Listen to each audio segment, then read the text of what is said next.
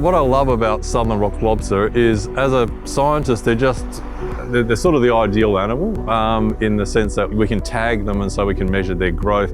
They move, which is interesting, but they don't move too far. I can tag them and I've still got a good chance of capturing them again. They have all these sort of biological traits that make them quite easy to manage sustainably, but it's a very different matter to managing the fishery so that it's doing its best.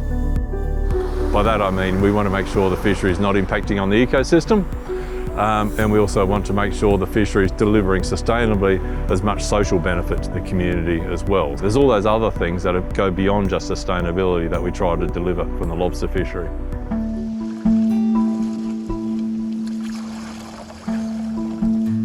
One of the things which we've started doing in the last few years, which has really changed the way which we're collecting data, is just getting the commercial fishers to collect data for us. The guys could be spread anywhere around the state, so they're getting data regularly from each vessel. I thoroughly enjoy any sort of research work. Yeah, the information's invaluable. It really is, because it's constantly evolving, you know, it changes from year to year, and yeah, we sort of take all that information on and put it to work for the next season.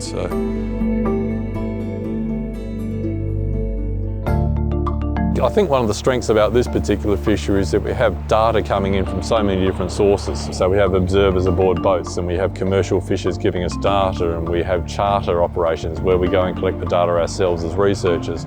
What we find is if we start pulling together all the data, all the information which we have, and modelling it together, we can start simulating different ways of managing the fishery. So for example, if you had different size limits in some different areas, we could increase the economic benefits by as much as 20%. Now the key here, I guess, is this is such a big fishery. 20% of the lobster fishery is a really big deal for the state.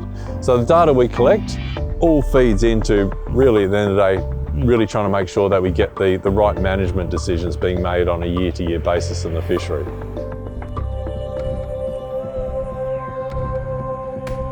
We're putting greater recognition into the fact that there's not just one sector harvesting lobsters, and within each one of those groups there are also different needs. And if you just focus on one particular group, we're missing the bigger picture.